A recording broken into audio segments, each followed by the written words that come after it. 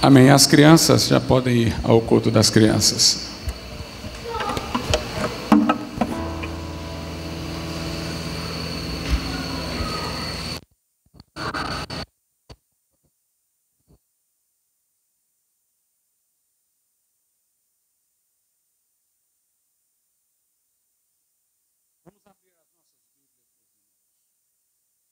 A primeira carta de Paulo aos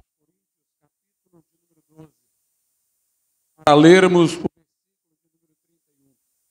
primeiro aos Coríntios 12, o versículo de número 31. Diz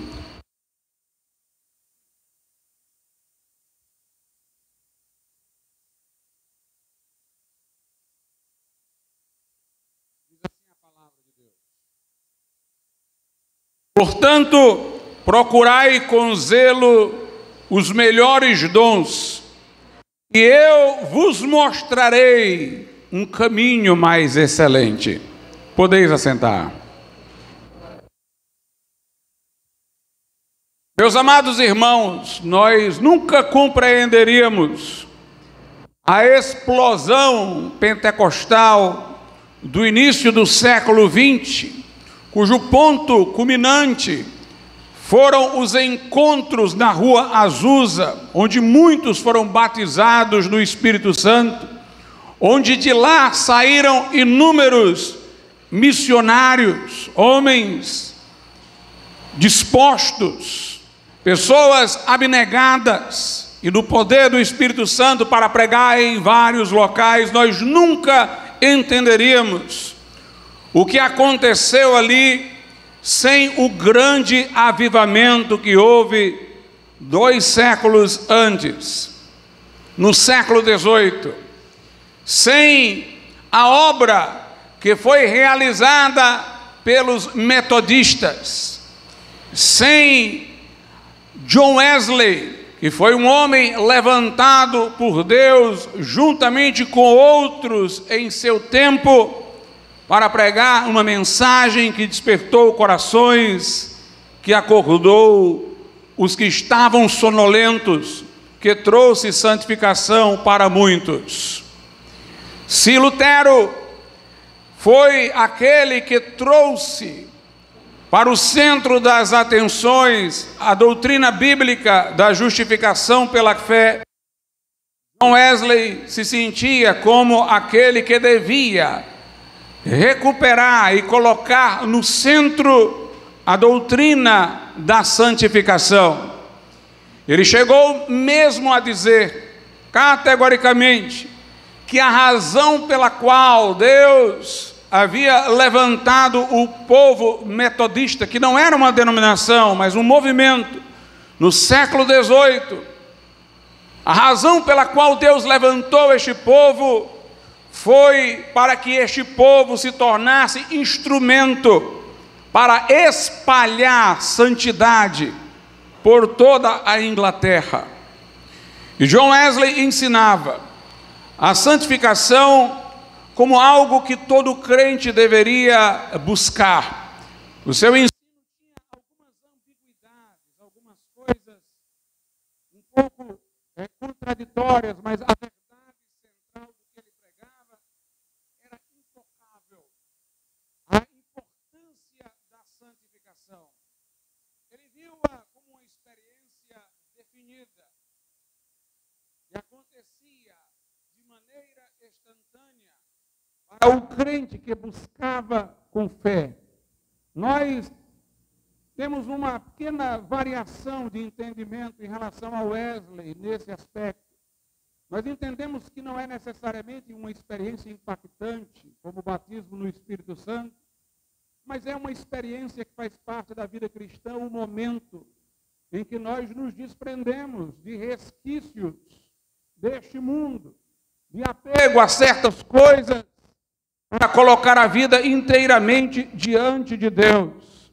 E ali nós recebemos graça, quando, de maneira sincera, quebrantada, nos pomos diante do Senhor. E o próprio Deus é que, pelo seu Espírito, na medida em que nós respondemos à graça, nos conduz a este quebrantamento interior. Mas essa condição tem que ser mantida em continuidade, conforme a linguagem de Cristo. Ele sendo a videira, nós permanecendo nele e ele permanecendo em nós, para que assim possamos dar muitos frutos. Mas não tenha dúvida que alguma experiência, não necessariamente como um impacto de descida de poder, mas uma experiência consciente, envolve um momento em que nós desistimos de uma vida cristã trôpega, para colocar a nossa vida diante de Deus, para que Ele nos dê uma vida vitoriosa. O próprio John Newton, que escreveu o hino Maravilhosa Graça, que era um anglicano calvinista, não propriamente um metodista em sentido estrito, ele dizia isso, que era preciso, no deserto, aprender uma nova experiência com Deus relacionada à santificação. E nós, irmãos, vemos isso nos escritos de Wesley, essa ênfase numa vida santa, numa vida consagrada, numa vida inteiramente rendida a Deus. A expressão que ele utilizou para designar isto era perfeição cristã, ou perfeito amor. Nós podemos encontrar alusão à expressão lá na primeira epístola de João, no capítulo de número 5, onde a partir do verso 16 é dito: e nós conhecemos, aliás 5 não, 4, 1 de João 4, do 16 até o 18, 1 de João 4, 16 ao 18, e nós conhecemos e cremos no amor que Deus nos tem. Deus é amor, e quem está em amor está em Deus e Deus nele. Nisto é perfeito o amor para conosco, para que no dia do juízo tenhamos confiança, porque qual ele é, somos nós também neste mundo. No amor não há temor, antes o perfeito amor lança fora o temor, porque o temor tem consigo a pena, e o que teme não é perfeito em amor. Note, João fala da importância de nós permanecermos no amor de Deus. O amor de Deus foi derramado em nossos corações, conforme Romanos 5:5, pelo Espírito Santo. Mas se esse amor está em nós, cabe a nós estar neste amor, permanecer nele, colocá-lo no centro da nossa vida. Este amor divino derramado em nossos corações pelo Espírito Santo. E a Bíblia diz que o amor é o vínculo da perfeição. O amor cumpre a lei. Se nós estivermos tomados pelo amor de Deus devolvido a Ele, Deus nos dá o privilégio de o amarmos com o amor com que Ele nos ama, não com o nosso amor débil, não com nossas afeições frágeis, mas Ele coloca em nós o seu amor para que o amemos com o amor com que Ele nos amou. E se nós estivermos com este amor dominando as nossas vidas, se nós permanecermos neste amor, nós não haveremos de pecar. Nisto é perfeito o amor de Deus para conosco, para que no dia do juízo tenhamos confiança, porque qual Ele é, somos nós também neste mundo. No amor não há temor, não há medo. Antes o perfeito amor lança fora o temor, o medo, porque o temor tem consigo a pena. A palavra pena aqui não significa a penalidade de um juízo, não significa uma punição, mas significa um espírito atormentado, afligido. Na verdade, quando nós vivemos uma vida trôpega, irmãos, sem uma santificação clarificada, quando nós não vivemos na plenitude do que Deus reservou para nós estamos sempre com algum grau de culpa por aquilo que não fizemos diligentemente, por algum tempo desperdiçado inutilmente. E lá no fundo isso causa algum tipo de ansiedade. Mas se estivermos aperfeiçoados no amor, é isso que João está dizendo, nós teremos aquela segurança inabalável, aquela paz imperturbável. Quando nós andamos no amor de Deus, quando somos guiados pelo amor de Deus em nossos corações derramado, nós não sentimos os mandamentos de Deus como pesados ou pesarosos.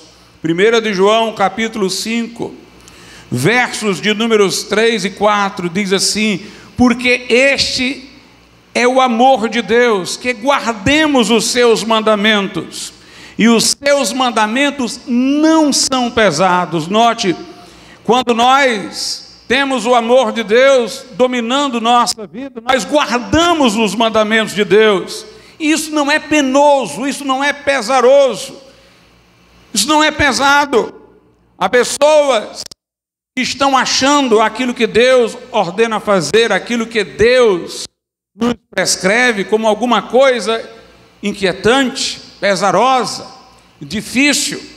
É porque você talvez não esteja imerso no amor de Deus. Porque quando o amor de Deus derramado em nossos corações nos domina e toda a nossa vida converge para Deus, tudo que há em nós bendiz o seu santo nome, então os mandamentos de Deus serão um prazer.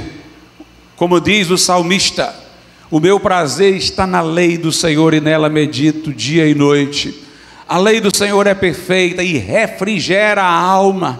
O testemunho do Senhor é fiel, dá sabedoria aos simples.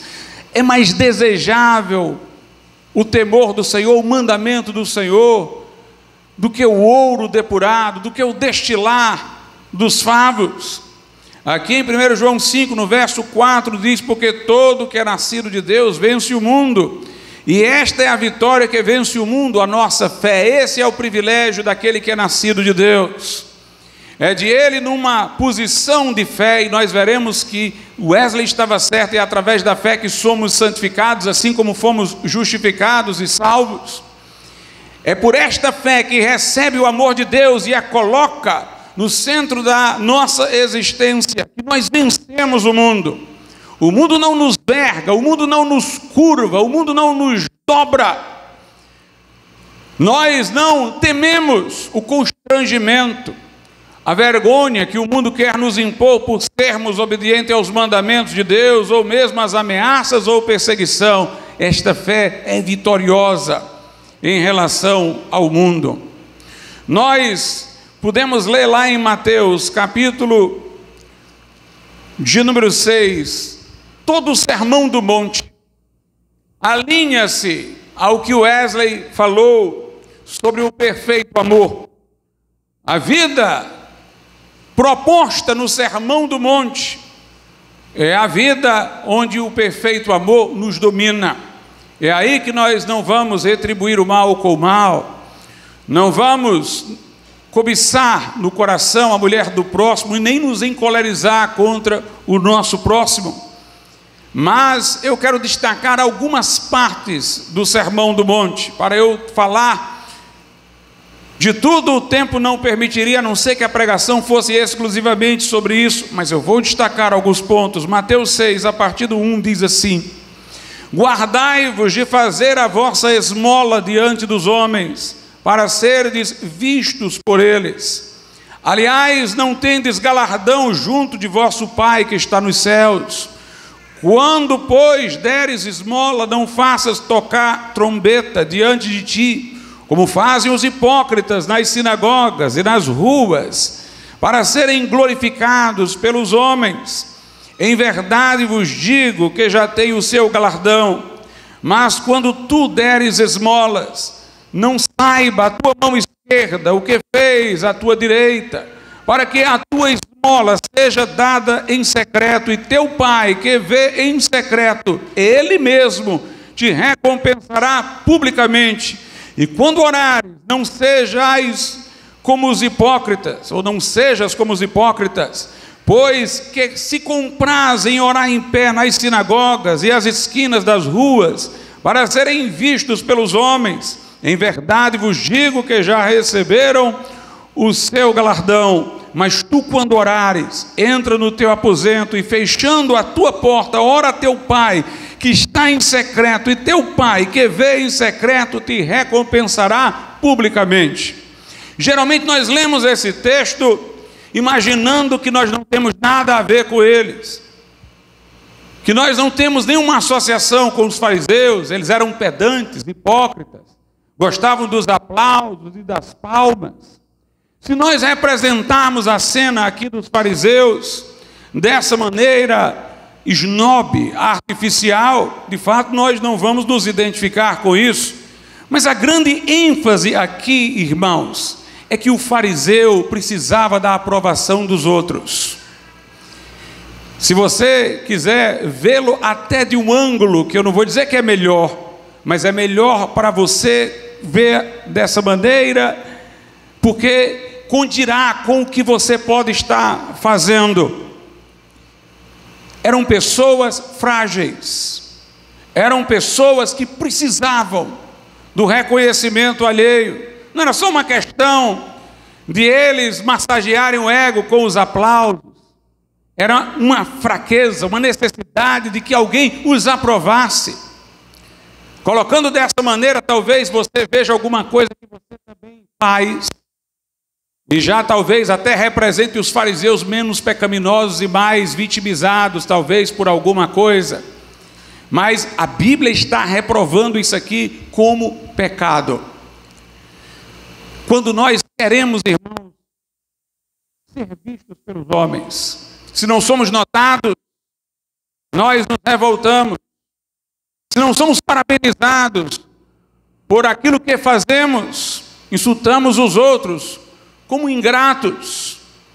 Se os melhores esforços que nós temos despreendido não são registrados, mas esquecidos, nós nos ressentimos. É disso que Jesus está falando. Para alcançarmos o aperfeiçoamento no amor, é preciso aquilo que alguns puritanos, Jonathan Edwards, salvo engano, também falou, chamavam de prática da presença de Deus. O que importa é o que Deus está vendo.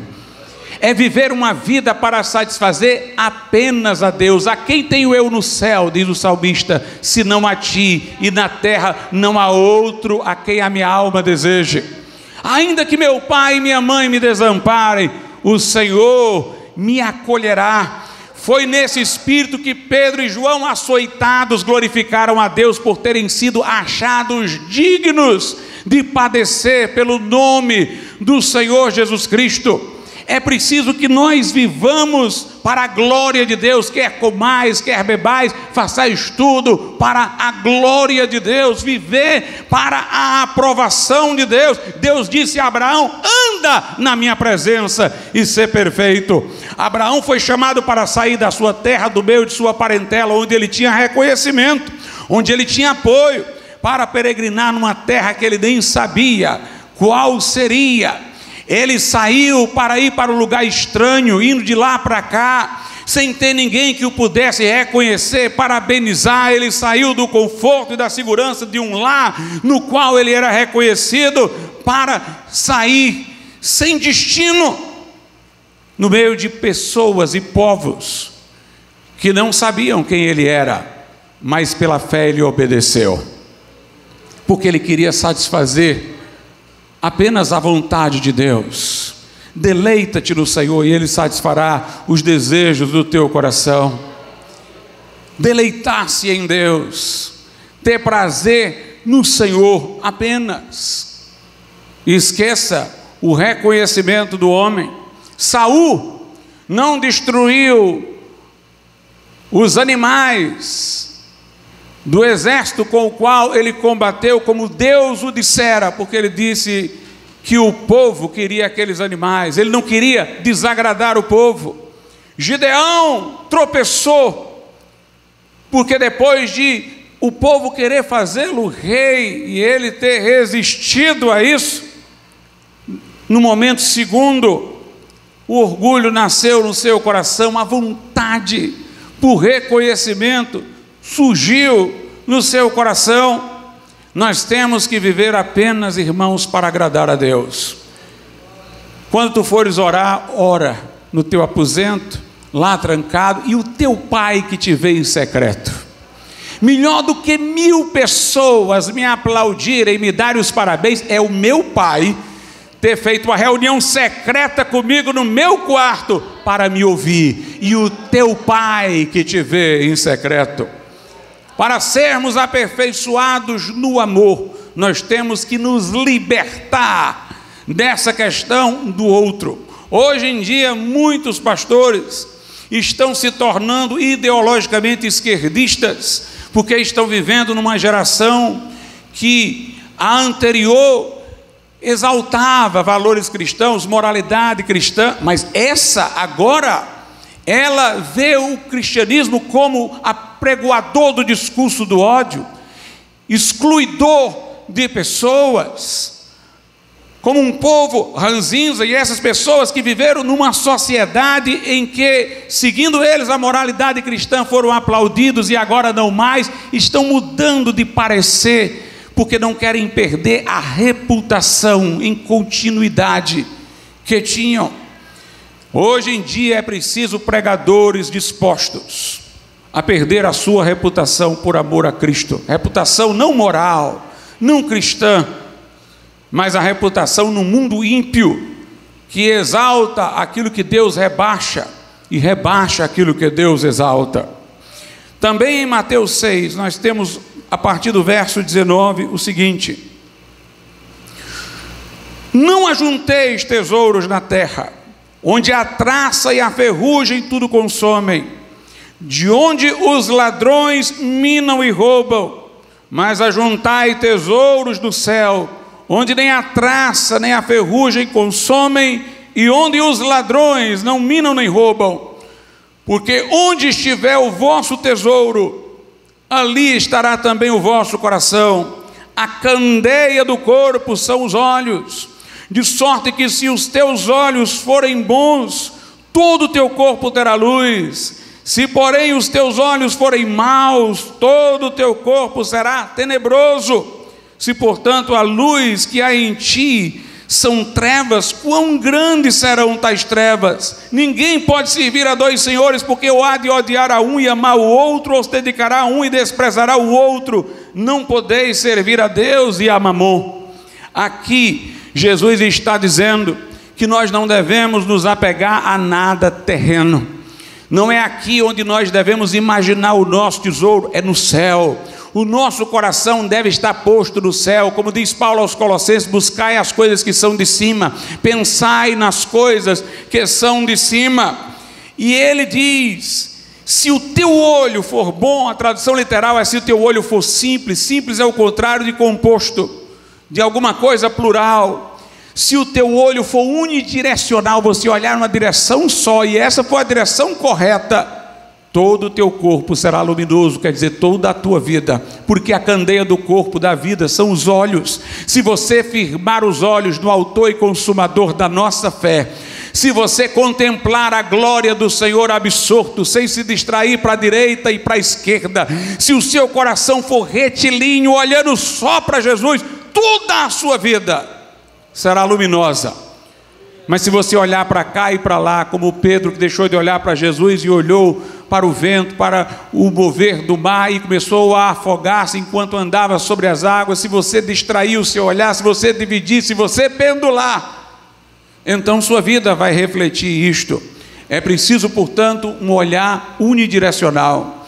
Por isso que Jesus disse ao jovem rico: falta-te uma coisa só. Mais importante do que toda aquela moralidade que ele se gloriava, era ele ser capaz de vender tudo o que tinha, aquilo a que estava apegado no seu coração, e seguir a Cristo, e confiar que Jesus Cristo iria preservá-lo.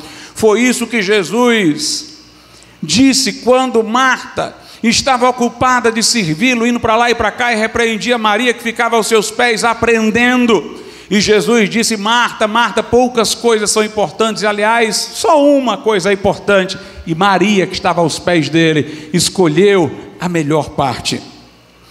A partir do verso de número 25, nós vamos ter aquela passagem que Jesus disse para nós não andarmos ansiosos por coisa alguma. Os gentios andam ansiosos, mas Deus veste os lírios do campo, Deus provê, e no final ele vai dizer: buscai em primeiro lugar o reino de Deus, e as outras coisas vos serão acrescentadas. É a ideia de um olhar unidirecional, sem a ansiedade, mas confiando em Deus.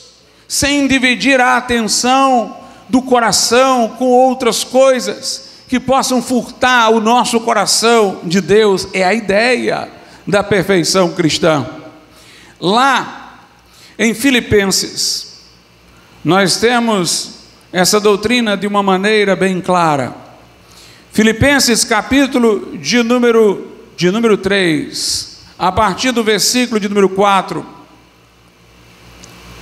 Paulo diz: ainda que também podia confiar na carne, se algum outro cuida que pode confiar na carne, ainda mais eu, circuncidado ao 8º dia, da linhagem de Israel, da tribo de Benjamim, hebreu de hebreus, segundo a lei fui fariseu, capítulo 3, a partir do 4, Filipenses 3, a partir do 4, ainda que também podia confiar na carne, se algum outro cuida que pode confiar na carne, ainda mais eu, circuncidado ao 8º dia, da linhagem de Israel, da tribo de Benjamim, hebreu de hebreus, segundo a lei fui fariseu, segundo o zelo perseguidor da igreja, segundo a justiça que há na lei irrepreensível, mas o que para mim era ganho, reputei-o perda por Cristo. E na verdade tenho também por perda todas as coisas, pela excelência do conhecimento de Cristo Jesus, meu Senhor, pelo qual sofri a perda de todas estas coisas e as considero como escória, para que possa ganhar a Cristo. Paulo diz que todos os privilégios terrenos que ele possuía, ele os perdeu, porque encontrou uma coisa melhor, encontrou Jesus, e viveu uma vida de inteira devoção a ele. No verso de número 10, ele diz: para conhecê-lo, era a sua obsessão conhecer a Cristo mais e mais, e o poder da sua ressurreição e a comunicação das suas aflições sendo feito conforme a sua morte. Smith Wigglesworth comentou sobre esse versículo de número 10, e ele disse: olha, aqui há uma ligação entre uma vida santa e o quebrantamento, porque Paulo disse que ele queria não apenas o poder da ressurreição, mas a comunicação das aflições de Cristo. Ele queria se afligir pelo que Cristo se aflige, sofrer pelo que Cristo sofre neste mundo, e queria ser feito conforme a sua morte, está disposto a morrer para si mesmo. É a ideia de um coração quebrantado. Eu vou voltar para Filipenses 3, mas veja o que a Bíblia diz lá em João, capítulo de número 12. Em João 12, Jesus falou o seguinte, versículo de número 24: na verdade, vos digo, que se o grão de trigo caindo na terra não morrer, fica ele só, mas se morrer, dá muito fruto. Quem ama a sua vida, perdê-la-á, e quem neste mundo odeia a sua vida, guardá-la-á para a vida eterna. Se alguém me serve, siga-me, e onde eu estiver, ali estará também o meu servo, e se alguém me servir, meu Pai o honrará. Note, Jesus disse: se uma semente não cair na terra e morrer, não dá fruto. A semente, quando cai na terra, ela morre quando seca e racha e quebra, e a vida floresce de dentro. É quando o nosso ego, nossa vontade própria é quebrada, é rachada, é traspassada, que então a vida de Cristo que está dentro de nós flui, como Jesus disse: fluirão rios de água viva. Jesus, concernente a si mesmo, estava falando de sua morte que nos traria vida, mas imediatamente ele repassa a lição para nós. Ele diz: quem ama a sua vida, o seu eu, vai perdê-la. Mas quem odeia a sua vida neste mundo, quer dizer, o que possa obter com ela neste mundo, não está disposto a se apegar a isso, guardá-la-á para a vida eterna. Ela vai florescer de verdade. É preciso um quebrantamento. Essa doutrina de Wesley está na nossa declaração de fé, salvo engano, se numerar, é o ponto 21. Nós cremos numa vida abundante através do quebrantamento. A ideia do que ele chamava perfeito amor é aquela que nós falamos chamando de uma vida abundante, rios de água viva fluindo. Jesus disse: eu vim para que tenham vida e tenham com abundância. Alguns têm vida, mas não a têm com abundância, porque tem o amor de Deus derramado em seus corações, mas não estão dominados por esse amor de Deus em suas vidas, de maneira que tem um olhar unidirecional, uma canalização dos afetos sem distração para Cristo, o completo desapego do eu e destas coisas, para apegar-se somente ao Senhor, é preciso um quebrantamento, é preciso quebrar a casca da semente para a vida florescer. E lá, voltando à carta aos Filipenses, diz-nos o seguinte, a palavra de Deus em Filipenses, capítulo de número 3, Paulo diz, versículo 11, para ver se de alguma maneira eu possa chegar à ressurreição dentre os mortos. Paulo está em dúvida acerca da sua salvação? Não. Paulo está dizendo que ele quer se conformar com a morte de Jesus agora, para ver se ele chega agora em vida àquele estado de perfeição que só é possível com a ressurreição. É isso que ele está dizendo, eu quero alcançar agora o estado da ressurreição. Obviamente ele não vai alcançar isso, há uma perfeição definitiva e absoluta que só alcançaremos quando este corpo mortal for absorvido pela vida na ressurreição. Mas Paulo diz, eu prossigo para isso como um alvo, eu quero alcançar agora, no tempo presente, o estado da ressurreição. Aí ele diz, verso 12, não que já a tenha alcançado, ou seja, essa ressurreição no presente, ou que já seja perfeito, mas prossigo para alcançar aquilo para o que fui também preso por Cristo Jesus. Irmãos, quanto a mim, não julgo que haja alcançado, mas uma coisa faço, uma coisa lá do jovem rico, uma coisa te falta, uma coisa lá de Maria, irmã de Marta, uma coisa basta, e ela escolheu a melhor parte. Irmãos, quanto a mim, não julgo que eu haja alcançado, mas uma coisa faço, é que esquecendo-me das coisas que atrás ficam e avançando para as que estão diante de mim, prossigo para o alvo, pelo prêmio da soberana vocação de Deus em Cristo Jesus. O que Paulo quer dizer com isso?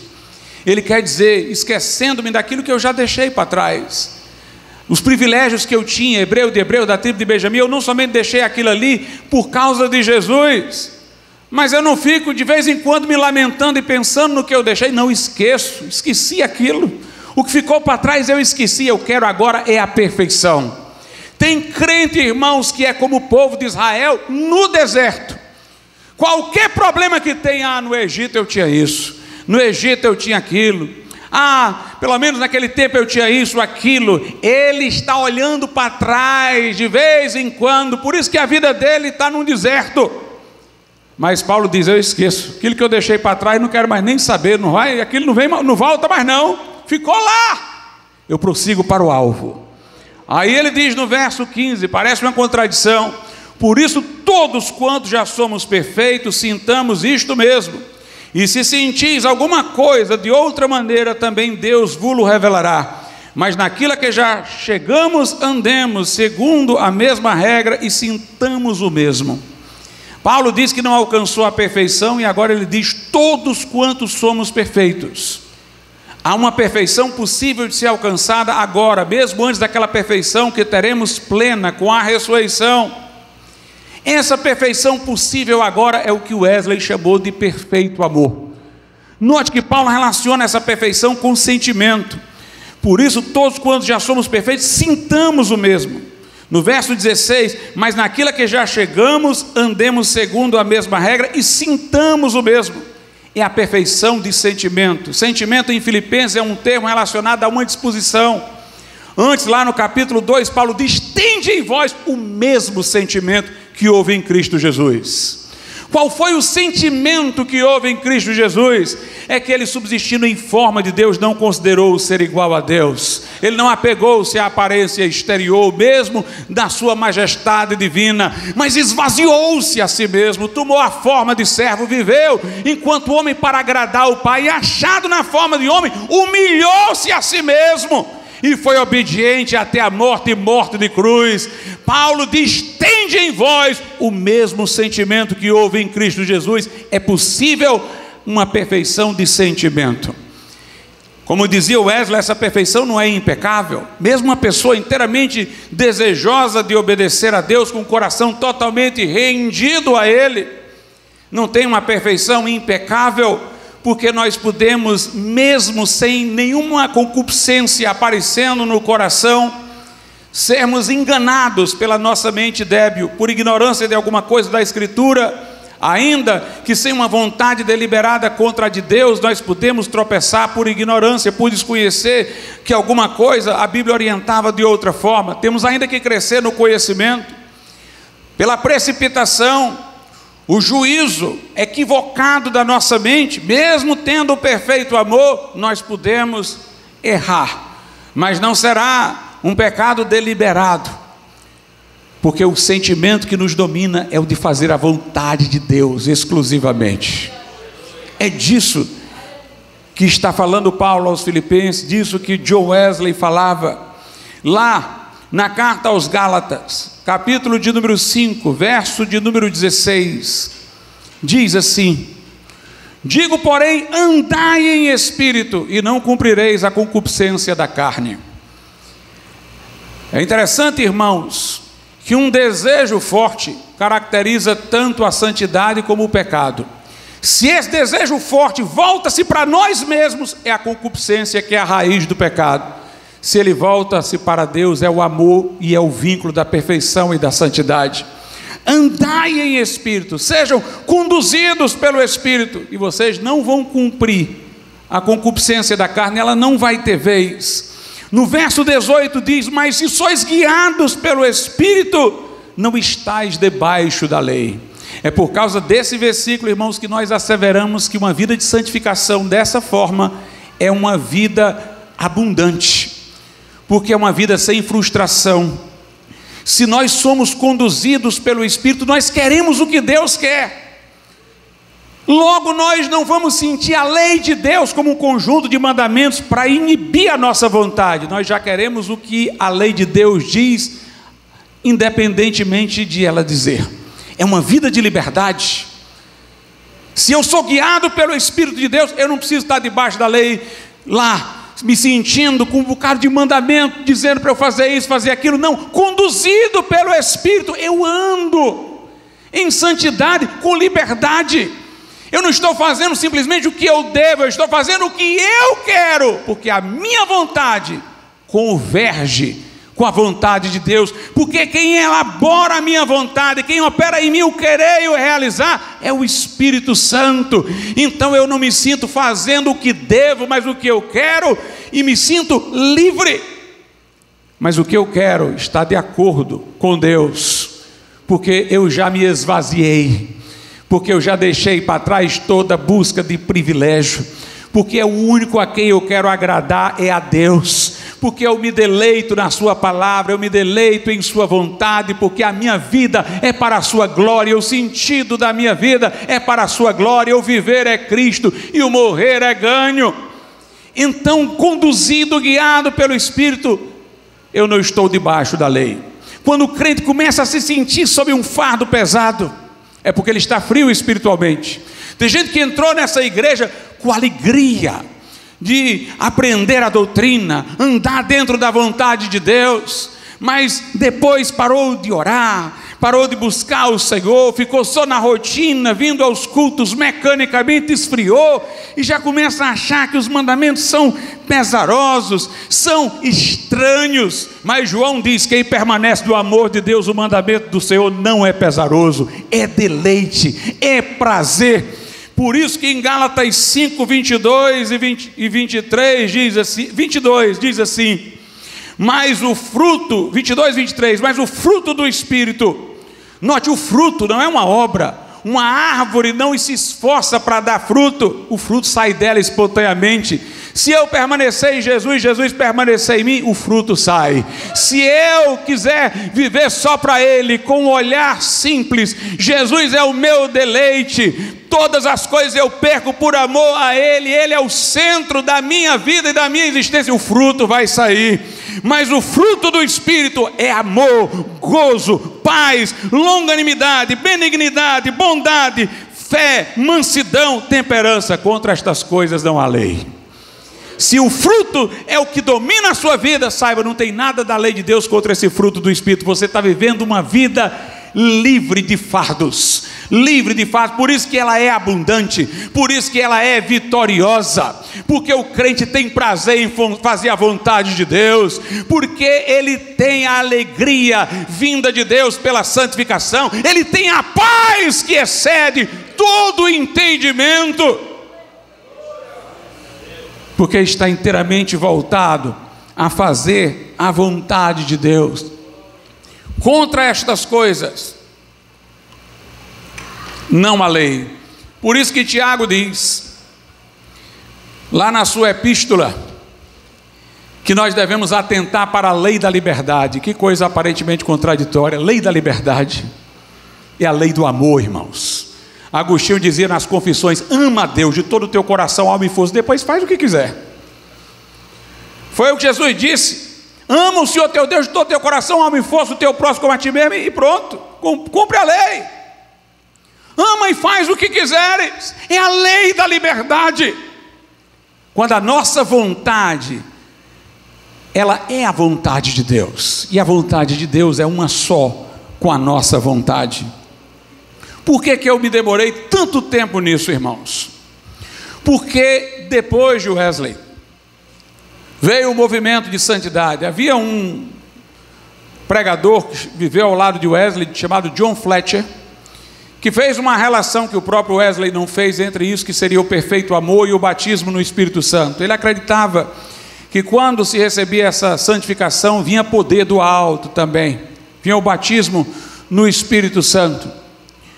E veio um movimento de santidade, que era um movimento de busca por uma experiência de santificação, onde eles achavam que também o poder de Deus era recebido. Muitos recebiam era o batismo no Espírito Santo até, mas a busca primeira deles era de santidade. E foi desse movimento de santidade, com essa ênfase de Wesley na perfeição cristã, que veio o movimento pentecostal. Os pioneiros do movimento pentecostal, Smith Wigglesworth e muitos outros, vieram desse movimento.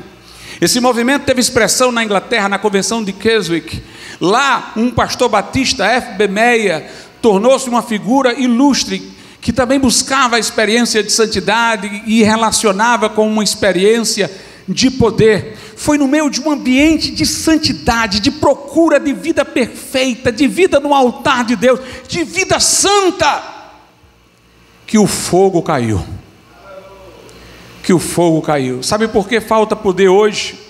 Porque em vez de, como no passado, o batismo no Espírito Santo está relacionado com essa ênfase na santidade, no movimento de santidade, hoje está o batismo no Espírito Santo em muitas denominações relacionadas à teologia da prosperidade. A teologia da prosperidade degenerou a doutrina bíblica do batismo no Espírito Santo. Eles falam em vida abundante, os defensores da teologia da prosperidade, mas vida abundante para eles é ter um carro de luxo, é ter crescimento econômico, é esnobar neste mundo, enquanto que para aqueles pentecostais pioneiros, vida abundante era isso: uma vida de santidade, uma vida de paz com Deus, uma vida de liberdade, porque você fazia aquilo que desejava fazer, que já era a vontade de Deus, essa vida imperturbável, não dominada pelas ansiedades e os medos, uma vida de santificação. Os da teologia da prosperidade pregam cura, os pentecostais pregavam cura, mas a ênfase é diferente. Os pentecostais, herdeiros do movimento de santidade, eles viam a cura divina como você receber saúde no seu corpo para entregar-se com todas as forças à obra de evangelização, a uma vida para Deus. Aliás, na época do movimento de santidade, antes do movimento pentecostal aparecer, eles já estavam relacionando santificação com cura. Andrew Murray, A.B. Simpson já relacionava santificação com cura, baseada até no texto de Pedro, que diz o seguinte, lá na primeira epístola de Pedro,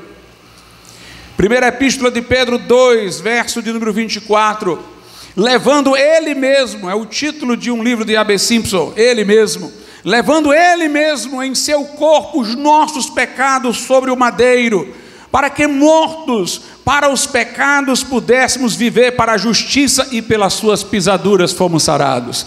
Note, ele diz que Jesus levou os nossos pecados ao madeiro, expiação, para que nós possamos agora estar mortos para o pecado e viver para a justiça.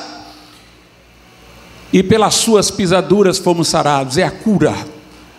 O movimento de santidade enfatizava a cura divina antes mesmo do movimento pentecostal ganhar força e expressão. Era a ideia de ser curado, para colocar o corpo saudável em função de uma vida santa, dedicada, devotada a Deus, ao Todo-Poderoso. Meus irmãos, o fogo caiu sobre pessoas que vinham buscando uma vida mais santa. Sempre que eu imagino o movimento pentecostal, eu me lembro de Oséias, capítulo de número 6, versículo de número 3, porque os pentecostais chamavam aquele derramamento do Espírito com dons de chuva serôdia, a última chuva, a chuva tardia, preparatória para o arrebatamento da igreja. E veja o que diz Oséias 6,3: então conheçamos e prossigamos em conhecer ao Senhor. A sua saída como a alva é certa, e ele a nós virá como a chuva, como chuva serôdia que rega a terra. A chuva desceu sobre um povo que queria conhecer a Deus, queria conhecer mais a Deus. Não era sobre um povo à procura de prosperidade terrena, não era um povo à procura de nome neste mundo, era um povo que queria santidade, um povo que buscava uma vida rendida a Deus, quebrantada no altar de Deus, um coração não dividido. Foi para este povo que veio o derramamento do Espírito Santo. Donald G., um pentecostal inglês do início, ele dizia: por isso que a ordem em Atos 2 coloca o batismo nas águas antes do batismo no Espírito Santo. Teoricamente falando, alguém pode ser batizado no Espírito Santo antes do batismo nas águas. Temos um exemplo na Bíblia, Cornélio.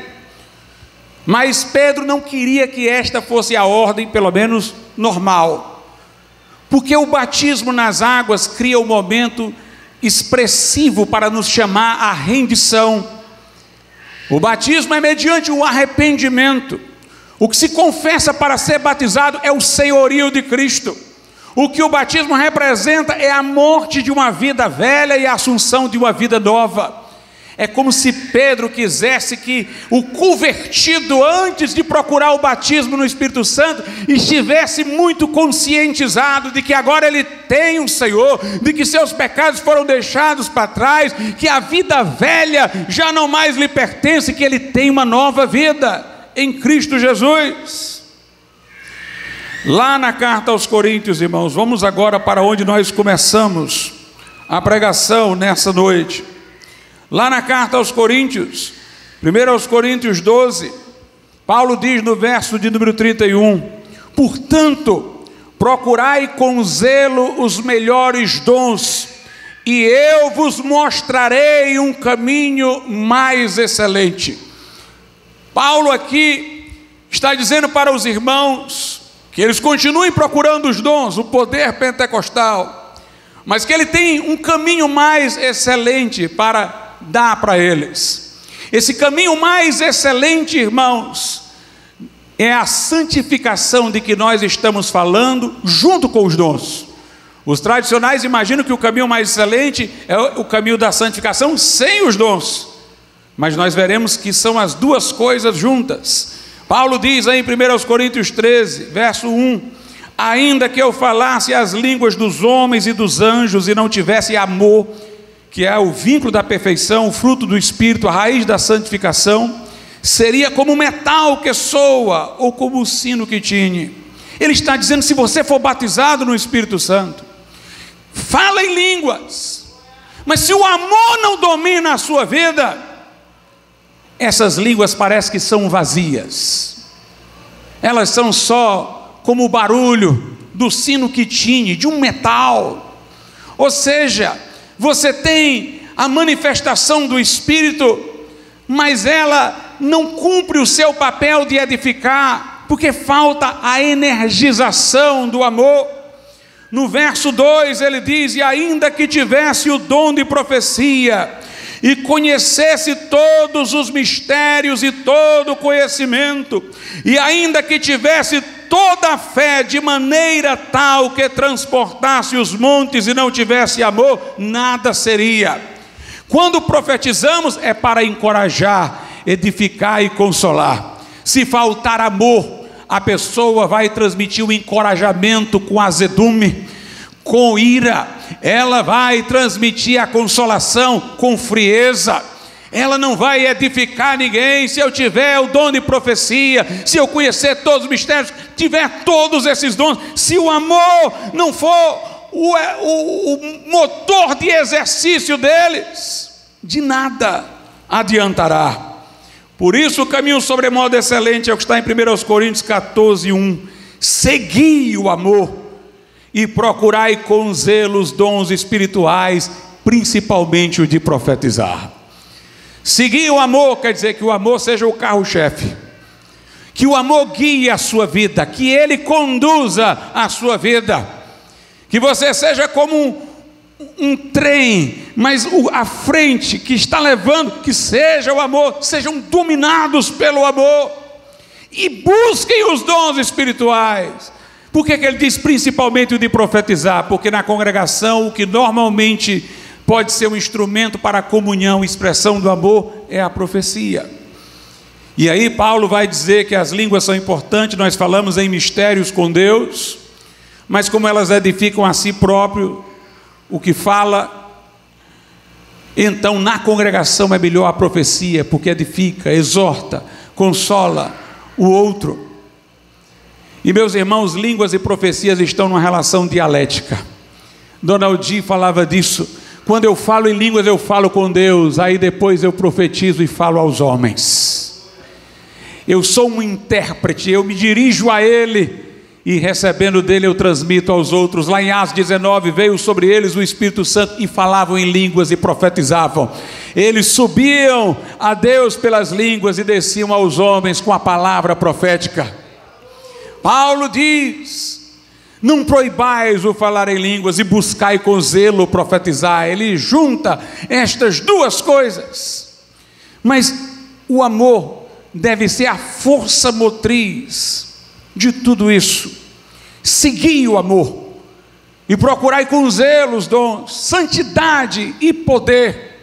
Lá na primeira carta de Paulo aos Tessalonicenses, a Bíblia Sagrada diz o seguinte, capítulo 5, a partir do 16, eu vou ler a partir do 15, tem todos os elementos de uma vida santificada. Veja só: vede que ninguém dê a outros mal por mal, mas segui sempre o bem, tanto uns para com os outros, como para com todos. Regozijai-vos sempre, quer dizer que não haja espaço para lamúria e lamentação. Orai sem cessar, uma vida inteiramente na dependência de Deus, que é necessária a santificação. Em tudo dai graças, porque esta é a vontade de Deus em Cristo Jesus para conosco. Eu vou pular para o verso 23 e 24, que diz assim: e o mesmo Deus de paz vos santifique, note, em tudo, e todo o vosso espírito e alma e corpo sejam plenamente conservados e irrepreensíveis para a vinda de nosso Senhor Jesus Cristo. Santidade, santidade integral. Fiel é o que vos chama, o qual também o fará. Mas nos versos 19 a 21 ele diz: não extingais o Espírito, não apagueis, é o fogo do Espírito. No verso 20, não desprezeis as profecias, examinai tudo, retende o bem. Note uma ênfase para não apagar o fogo do Espírito, uma ênfase para não desprezar as profecias, e uma ênfase numa santificação que tome todo o nosso ser. Para vivermos, irmãos, uma vida santa, nós temos que, de maneira quebrantada e contrita, reconhecer onde estamos sendo trôpegos, colocar a nossa vida no altar de Deus e confiar que o Senhor pode nos fortalecer no caminho reto. É através da fé que nós temos a santificação. Veja o que a Bíblia Sagrada diz na primeira epístola de Pedro, aliás, segunda epístola de Pedro, capítulo 1, versos 3 e 4, visto como o seu divino poder nos deu tudo o que diz respeito à vida e à piedade. Você tem tudo o que é necessário para viver uma vida santa e piedosa, pelo conhecimento daquele que nos chamou pela sua glória e virtude, pelas quais Ele nos tem dado grandíssimas e preciosas promessas, para que por elas fiqueis participantes da natureza divina, havendo escapado da corrupção que pela concupiscência há no mundo. Quer dizer, havendo escapado da corrupção do mundo, eu agora tenho que mergulhar na natureza divina, participar nela, através de promessas. Através de promessas. Meus irmãos, promessas são recebidas por fé. Lei reivindica de nós ação, promessa reivindica de nós fé. Promessa é para ser crida. Eu tenho promessas gloriosas, conforme eu tenho lido aqui, sobre uma vida santa, uma vida vitoriosa. Eu tenho que me apropriar pela fé dessas promessas, para eu participar da natureza divina, como diz o texto. Em 2 Coríntios, capítulo de número 7, nós temos o seguinte, versículo de número 1: ora, amados, pois que temos tais promessas, purifiquemo-nos de toda a imundície da carne e do espírito, aperfeiçoando a santificação no temor de Deus. Note como ele começa: visto que temos tais promessas. Nós temos promessas para crer, de que nós podemos aperfeiçoar a nossa santificação, de que nós podemos nos purificar de toda a imundície da carne e do espírito, quer dizer, aquela imundície que nasce no nosso coração em razão de termos o corpo, como a gula, a concupiscência física e carnal, a lascívia, e aquela concupiscência que vem ao nosso coração, porque nós temos um espírito, o orgulho espiritual, a vontade de ser reconhecido como santo perante os outros e não diante de Deus. Com essas promessas purifiquemo-nos, aperfeiçoemos a nossa santificação no temor de Deus. É preciso, irmãos, saber que nós temos essas promessas. Se você quer uma vida santa, por isso que eu li tudo isso, para você saber que é possível, para você saber que pode ter uma vida santa. Paulo diz na primeira carta aos Coríntios, capítulo de número 2, versos 12 e 13: mas nós não recebemos o Espírito do mundo, mas o Espírito que provém de Deus, para que pudéssemos conhecer o que nos é dado gratuitamente. Deus lhe deu o Espírito Santo para você conhecer o que você tem, que você nem sabe. Ele nos deu tudo o que é necessário à vida e à piedade. Aí ele diz: as quais também falamos, não com palavras que a sabedoria humana ensina, mas com as que o Espírito Santo ensina, comparando as coisas espirituais com as espirituais. Quer dizer, olhando a palavra de Deus, comparando textos bíblicos com textos bíblicos, nós podemos ir descobrindo o que Deus nos deu, o que se destina a você. Há muita gente, irmãos, atrasada, porque não conhece as promessas de Deus. Lá na carta aos Hebreus, a Escritura diz o seguinte, Hebreus, capítulo de número 5, a partir do verso 11: do qual muito temos que dizer, de difícil de interpretação, porquanto vos fizeste negligentes para ouvir. O autor da carta está dizendo: nós temos muito que dizer para vocês ainda, mas vocês têm dificuldade de entender, porque estão negligentes para ouvir, para aprender, porque devendo já ser mestres pelo tempo, ainda necessitais de que se vos torne a ensinar quais sejam os primeiros rudimentos da palavra de Deus. E vos havei feito tais que necessitais de leite e não de alimento sólido, porque qualquer que ainda se alimenta de leite não está experimentado na palavra da justiça, porque é menino. Mas o mandamento é sólido, o mandamento sólido é para os perfeitos, os quais em razão do costume têm os sentidos exercitados para discernir tanto o bem como o mal. É preciso sair da infância, da ignorância. Nós temos grandes e preciosas promessas, irmãos, para vivermos uma vida vitoriosa. O pecado não terá domínio sobre vós, porque não estáis debaixo da lei, mas da graça. O que é nascido de Deus não permanece no pecado, porque a semente de Deus está nele. Pare de viver uma vida cristã se rastejando, andando e caindo, trôpego e cambaleante. Comece a viver uma vida santa, uma vida abundante, um coração sem divisão, onde o que importa é só Jesus, do começo ao fim. Lá no início do movimento pentecostal, não foi só uma questão de poder, não. Não foi só uma questão de batismo no Espírito Santo, não. Nós temos visto batismo no Espírito Santo com pouco resultado. É porque aquele povo era santo, é porque aquele povo queria fazer a vontade de Deus, é porque aquele povo queria, meus irmãos, colocar a sua vida no altar de Deus, tinha o mesmo sentimento que houve em Cristo Jesus. Eles queriam, esquecendo do que para trás ficam, prosseguir adiante, eram obcecados para atingir uma vida santa. Foi no meio de um cenário de santificação, de um povo que buscava uma vida santa, que o poder chegou e a glória se manifestou. Nós, para vermos de novo, temos que começar com um povo que vive uma vida santa. Pare de viver uma vida na rotina e na mesmice. Pare de viver uma vida conformada, com quedas constantes, vacilo constante. Saia de uma vida mesquinha, onde você quer só o reconhecimento alheio, fica ressentido por qualquer coisa, magoado por qualquer besteira. Você está longe de uma vida abundante, com essa mesquinhez. Paulo disse aos Coríntios: vocês são carnais, andam segundo os homens igual aos incrédulos.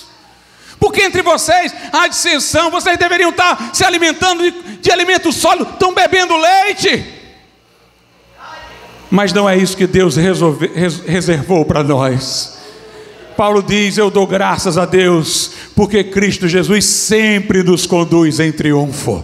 Uma vida vitoriosa sempre nos conduz em triunfo. Jesus disse: do vosso interior fluirão rios de água viva. Jesus disse: quem deixar tudo por amor de mim terá neste mundo 100 vezes mais, e no porvir a vida eterna.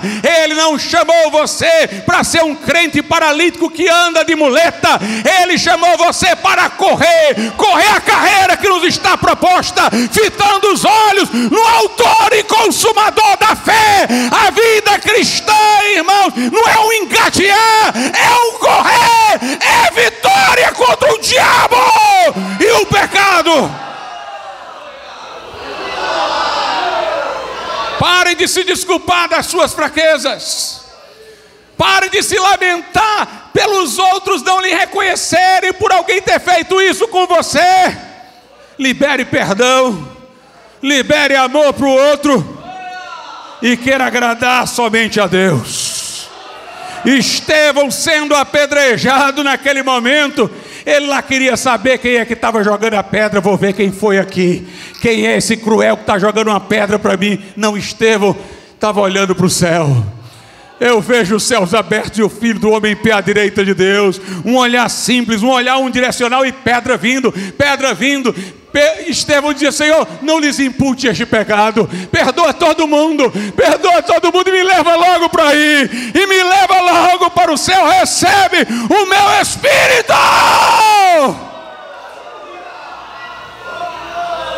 Aleluia.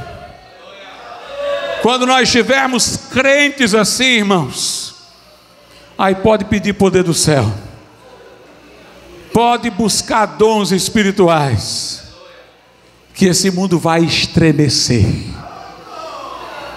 Eu não sei quais foram as exatas palavras, eu posso me confundir, mas Wesley disse: dá-me 100 homens, que a ninguém busquem senão a Deus, que nada aborreçam senão o pecado.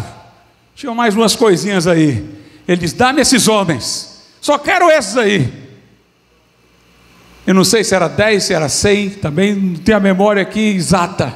Ele diz: mas me deem esses, e eu transformarei este mundo em chamas.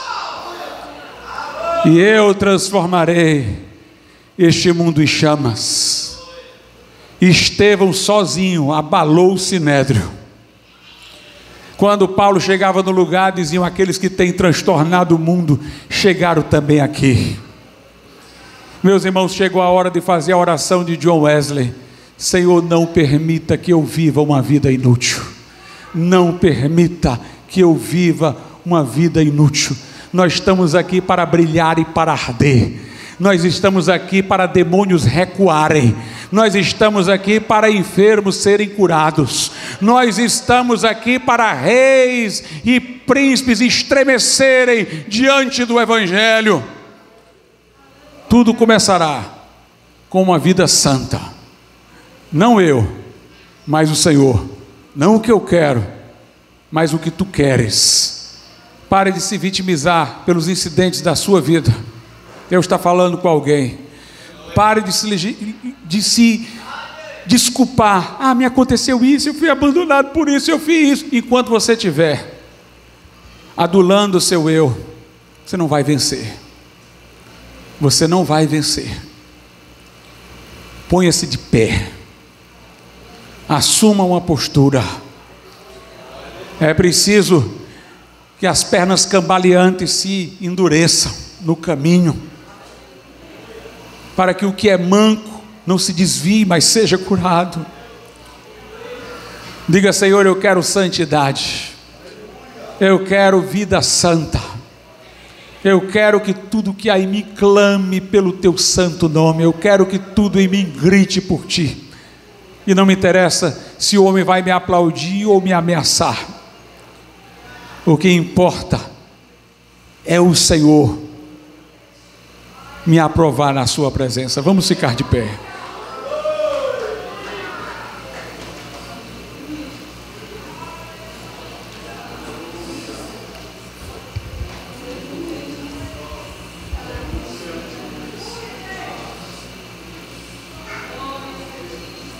Nessa noite, você diz: pastor, estou com a vida numa gangorra, rodando, levantando, caindo, acertando, errando, manquejando, minha mente lá, cá. Eu não quero mais isso. Eu quero o Senhor de todo o meu coração. Eu quero que minha vida transpire a Cristo. Eu quero que tudo em mim clame só por Ele. Eu quero me encontrar com Ele em secreto no meu quarto, e isso me ser bastante. Se Deus está falando com você, saia de onde você estiver, venha aqui à frente, meu irmão. Eu estou falando para crente. E venha colocar a sua vida no altar de Deus.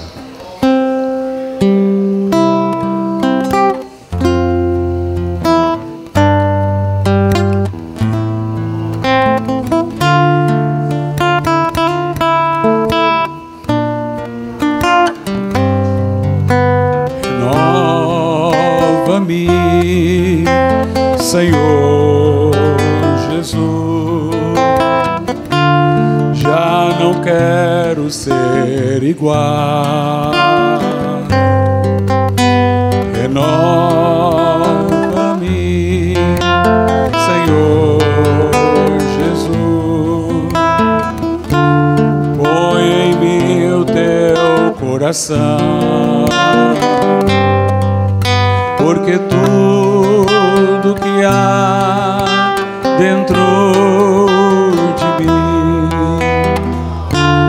necessita ser mudado, Senhor, porque tudo que há dentro do meu coração necessita mais de ti. Renova-me, renova-me, Senhor Jesus, já não quero ser igual. Renova-me, Senhor Jesus, põe em mim o teu coração, porque tudo que há dentro de mim necessita ser mudado, Senhor, porque tudo que há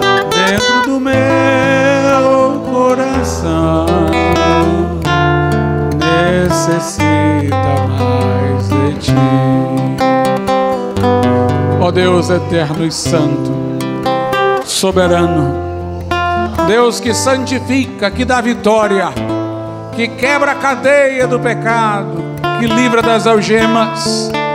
Ó Deus, eu te peço por cada um que está aqui, Senhor, quebranta o coração, meu Deus, pelo teu Espírito conduz a rendição integral, Senhor. E nesse momento, Senhor, aperfeiçoa a santificação no temor de Deus.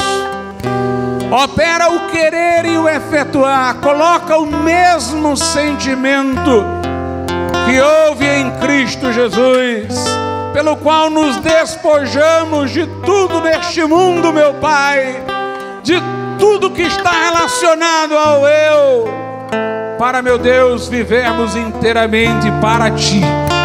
Perdoa as culpas, os vacilos, ó Pai, nesse momento, dá vitória, firma os ardelhos, concentra o olhar no Senhor e dá, meu Deus, a carreira dos santos, a liberdade, meu Deus, que a santidade propicia, a paz excedente de todo entendimento. Que nesse momento haja vitória, Pai. Que os rios de água viva fluam. Que uma vida cristã vitoriosa e abundante, meu Deus, se inicie. No poder do Teu Santo Espírito nós te pedimos. Em nome de Jesus Cristo. Amém e amém. Deus abençoe. Deus abençoe a cada um. Podeis assentar, irmãos.